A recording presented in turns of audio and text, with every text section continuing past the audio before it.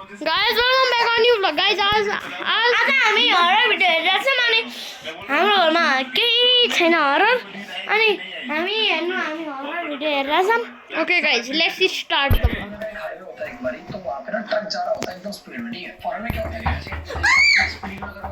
कौन है excuse me don't करना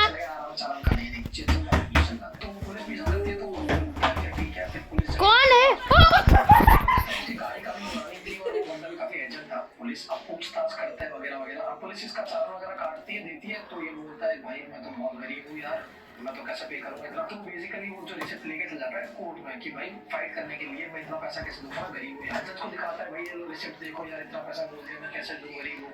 तो जज जब उस टिकट को देखता है वो उसको देखता है बोलता है चाटा धर्मा दे रहे हो, क्या हुआ तो मजाक कर रहा है मेरे साथ में। ये जिसकी तू बात कर रहा है जिसने रिसिप्ट काटी इसका नाम लिखा हुआ है उसकी 40 साल पहले गाइस ये बहुत ज्यादा फनी गया है guys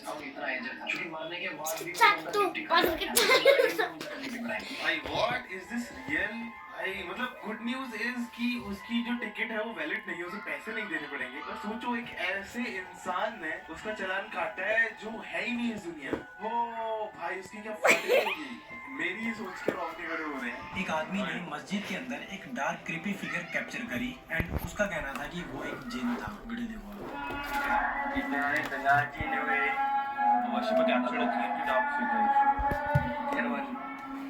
sekitar masjid. Apa tu eh? Oh कुछ इधर Weh, apa tu eh?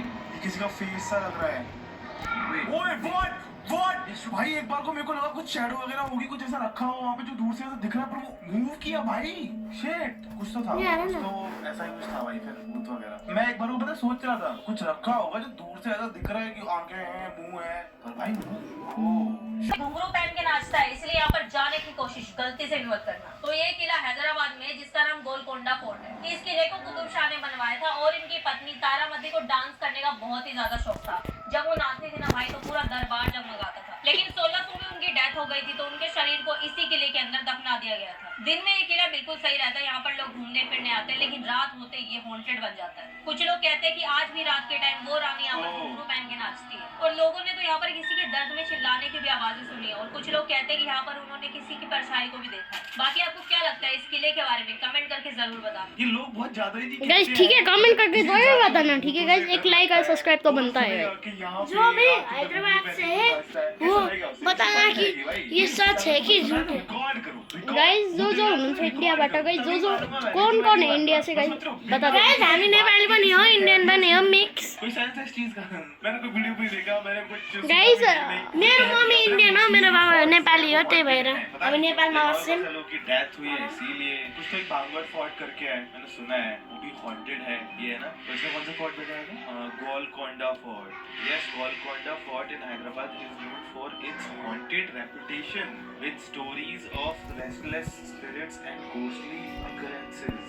ओ भाई कैसे दिखता है ये सामने से? ओ शिट भाई ये कुछ ऐसा दिख रहा है। देखो ये जगह तो मैं बोल दूं भाई दिखने में ही हॉन्टेड लग रही है, कुछ ऐसा दिख रहा है भाई। मैं नहीं जाना चाहूंगा पर मैंने सोचा था एक बार मैं जाके देख सकता हूँ दिन में ही एटलीस्ट, पर ना क्यों रिस्क लेना है भाई अपनी लाइफ के साथ। छोड़ो पहली बार देखने पर आपको भी ये फोटो नॉर्मल लग सकती है बट एक्चुअल में ये बिल्कुल भी नॉर्मल नहीं है।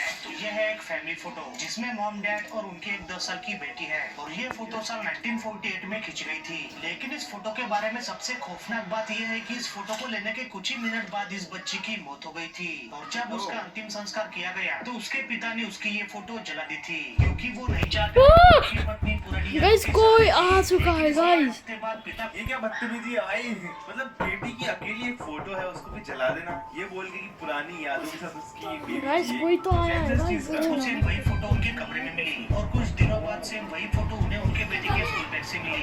ऐसा करते करते उन्हें ये हमारी में से वही आंटी है गाइस ये आई थी फोटो और घर के बैग में चला दी और घर को बेचने के लिए छोड़कर कहीं दूर एक किराए के घर पे रहने लगे क्योंकि उनका मानना था कि उनकी बेटी की आत्मा कर रही थी। लेकिन एक दिन जब वो काम से घर लौटे तो उनके बिस्तर पर उन्हें एक नोट मिला और उस नोट में एक ऐसी डरावनी बात लिखी थी जिसे आप पिन कमेंट में जाके पढ़ सकते हैं। क्या लिखा था? Why did you leave home? I'm I'm the missing moon you. in the Please come back home. I won't bother you. हम बोलने का तुम किसको सीखा यार क्या दिक्कत है यार? हाँ, ये तो बेटी हमले है। होई ना है ना उनके साथ एक बार मतलब कुछ गलत तो नहीं करेगी तुम्हारे साथ तुम्हारी हम लेना थे और लोगों के लिए वो भूत है एंड अगर वो फोटो लेके आ रही है बार बार सामने तो फिर गलत क्या है? वो चाहती है कि उसके मम्मी पापा को नाम दिया। क्या एक बच्चे का ये चाहना गलत है? नहीं यार वो ये लोग भूलने क्यों चाह रहे हैं? उसे पीछे क्यों छुड़ा रहे हैं? मतलब सही है भाई।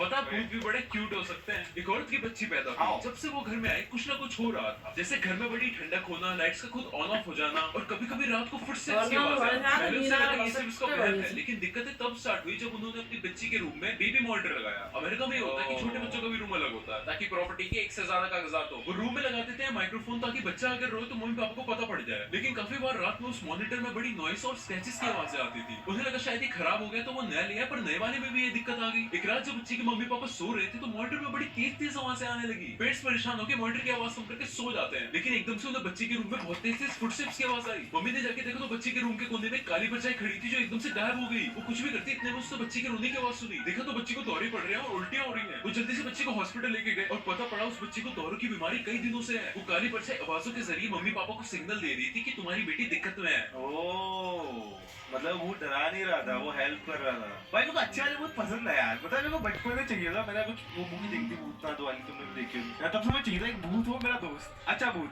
डराए ना मेरे को, मेरी हेल्प करे। आई गेस सबका ही सपना था, मेरा अभी भी है, शायद तुम लोग का भी होगा थोड़ा बहुत। तो क्या मस्त मजे होंगे भाई। फिर आज मैंने एक वीडियो देखा जिसमें है तो ज्यादा कुछ नहीं, लेकिन देखने में बहुत ही ज्यादा क्रीपी है। मतलब एक होती है ना अजीब सी वाइब देती है, वैसी है वो वीडियो। एंड मैं पहली बता दे रहा हूँ, जिसे डर लगता है वो ये वीडियो मत देखना भाई, क्योंकि डरावनी तो है ये वीडियो। तो वीडियो देखनी पड़ेगी मुझे।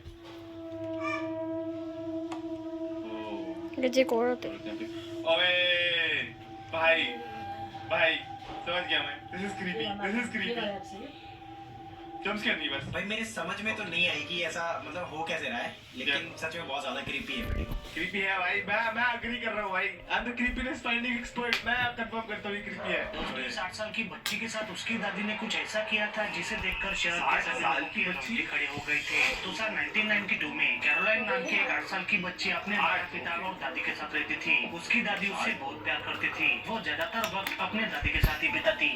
ये देखो गाइस इन लोगों का रिएक्शन, देखो गाइस ऐसा है गाइस इन लोगों का रिएक्शन। इधर देखो गाइस, इधर आएगा। इस खौफनाक हादसे से जिंदा बच पाए। समय बीतता गया और देखते ही देखते 1 साल हो गया। लेकिन पिछले 1 सालों में उनके आस पड़ोस के लोगों ने कैरोलाइन को कभी भी बाहर खेलते हुए नहीं देखा। और जो कोई भी उसके घर जाने की कोशिश करता तो उसकी दादी उन्हें बाहर से ही भगा देती। और यही बात अब लोगों को खटकने लगी। उन्हें अंदाजा हो गया था कि कैरोलाइन के साथ कुछ तो बुरा हुआ है। इसी बात का पता लगाने कुछ लोग आधी रात को उसके घर के खिड़की से अंदर गए। और जब वो कैरोलाइन के कमरे में गए तो वहाँ उन्हें बहुत ही गंदी स्मेल आने लगी। कमरे में केवल कैरोलिन के कपड़े और खिलौने बिखरे पड़े थे। तभी अचानक उनकी नजर बेड के नीचे गई। वहाँ उन्होंने देखा कि कैरोलिन का पूरा शरीर बहुत ही बुरी तरह से जला हुआ था। उसकी आंखों की जगह शर्ट के बटन लगे थे और उसका पूरा मुंह धागे से सिला हुआ था। ये देखकर उनकी आंखें फटी की फटी रह गई और वो बिना कुछ बोले वहाँ से भाग गए। अगले दिन पुलिस ने उस बूढ़ी औरत को गिरफ्तार कर लिया और पूछताछ करने पर एक ऐसी सच्चाई सामने आई जिसने पुलिस वालों के भी रोंगटे खड़े कर दिए। उसने बताया कि जब 1 साल पहले उनके घर में आग लगी थी, उसी रात कैरोलिन भी उसके माता पिता के साथ जलकर मर चुकी थी। जबकि वो कैरोलाइन से बहुत ही प्यार करती थी, इसलिए उसने उसे अपने पास ही रख लिया। वो उसे रोज नहलाती, उससे बातें करती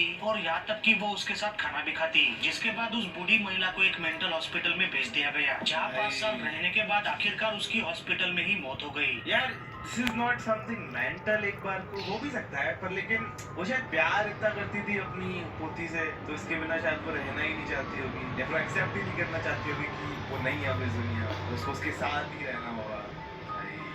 दिस इज लव एक बार को, जो कि बहुत ही एक्सट्रीम लेवल पे है। मुझे थोड़ा बहुत डर भी लग रहा है इस चीज को सोच के। उसने उसकी बॉडी रखी, उसको बटन आँख में जब बटन लगा दिए।